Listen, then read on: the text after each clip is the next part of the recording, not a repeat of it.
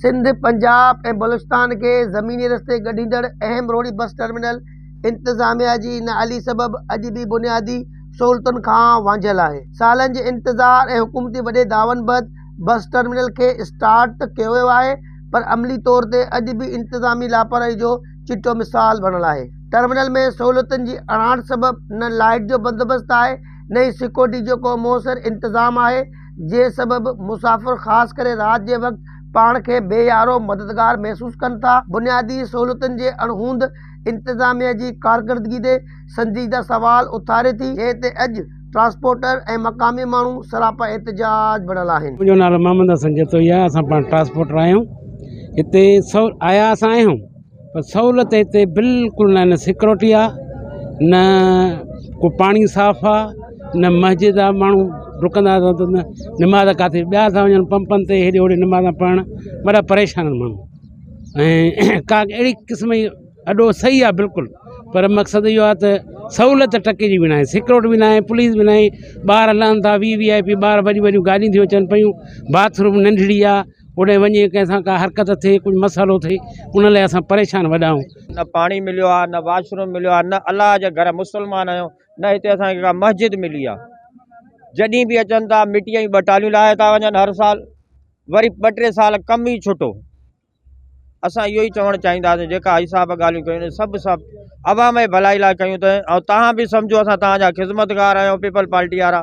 असांजे लाइ सहूलियतां पैदा कयो, न कंदव त आख़िर असां बाग़ी थींदासीं न। हिते कंहिं बि तरीक़े जी सहूलियत न आहे, सम्झो सवारी वारनि खे न हिते निमाज़ पढ़ण जी सहूलियत आहे, निमाज़ लाइ परेशान आहिनि माण्हू, वाशरूम न आहिनि। ऐं उन खां पोइ राति जो त माना सिजल थिए खां पोइ सफ़ा गुग थो थी वञे, ॼण ईअं माना जंग में बीठा आहियूं। जा मुसाफ़िर था अचनि, लेडीज़ थी अचे, पैसो माण्हुनि वटि साण आहे, सोनो ज़ेवर साण आहे, का सेफ्टी कोन्हे का। असां SSP साहब खे अर्ज़ु था कयूं पिया, बराए महिरबानी ईअं न थिए जो हिते का वारदात थी वञे, उन खां पोइ नांग निकिरी वञे, पोइ पाछे ते मार हुजे। उन खां पहिरियों ई तव्हां पंहिंजी शइ हिते कयो, हिते का पिकट कयो मंज़ूर, जेका ॾिसे वाइसे। हिते हर क़िस्म जो माण्हू थो अचे, हर पूरे पाकिस्तान जे कुंड कुड़छ मां हिते माण्हू था अचनि पिया। हिते पहिरियों त सेफ्टी ॾियो, सिक्योरिटी ॾियो माण्हुनि खे। पहिरियों त जेको सो वाशरूम्स जे हवाले सां जेकी तव्हांखे कंप्लेन मिली आहे, उहा मां पाण पर्सनल मॉनिटर थो कयां। हिते 6 टॉयलेटरीज़ असां ठारायूं आहिनि, 3 मर्दनि लाइ, 3 ख़वातीन लाइ, ऐं उहे इन वक़्तु फंक्शनल आहिनि। तव्हां हाणे वञी ॾिसी सघो था। ज़ाहिर सी ॻाल्हि आहे, हिकिड़ी बिल्डिंग आहे, हिकिड़े वॾे टाइम खां पोइ हीअ स्टार्ट थी आहे, त हिन में असांखे कुझु टाइम लॻंदो मैनेज करण में। लाइटिंग जे हवाले सां जी ॻाल्हि आहे त असां डिप्टी कमिश्नर साहिबु सखर जन जी हुकूम ते असां तक़रीबन 10 लाइटियूं हिते सोलर लाइट्स इंस्टॉल कयूं, जेके हिते हलनि थियूं। बाक़ी हिते प्रॉपर कनेक्शन जे लाइ बि अप्लाई करे छॾियो आहे, इंशाल्लाह उहो बि जल्द हिते इलेक्ट्रिफिकेशन जो बि कमु थी वेंदो।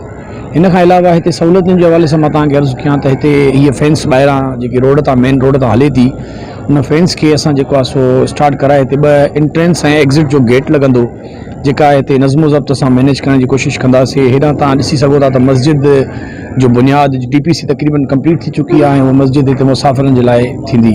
ऐं एज़ अ शटल सर्विस शहर जे मुख़्तलिफ़ इलाइक़नि में जिन खे अचण में ॾुखियाई थी थिए, उनखे एक्सटेंड कयो वञे, ऐं उहो राति जे 12 ताईं त इनिशियली स्टार्ट कयो वञे। असां रिकमेंडेशन इहा कई आहे, ऐं इन खे वरी जेकॾहिं ज़रूरत पवंदी ऐं फ्लो ऑफ पैसेंजर्स ॾिसी करे पोइ 24 आवर्स ते बि करे सघिजे थो।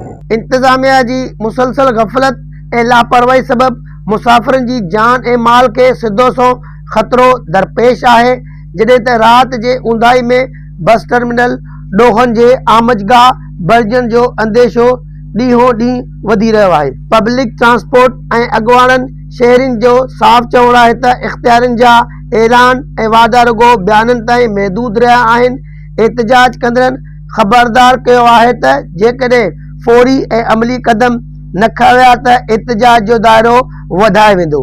शेरनि मूजिबि माज़ी वांगुरु हिन भेरे बि इंतज़ामिया जूं दावाऊं काग़ज़नि ताईं महदूद नज़र अची रहनि थियूं, जॾहिं त ज़मीनी हक़ीक़त अञा ताईं साॻी जी साॻी आहे।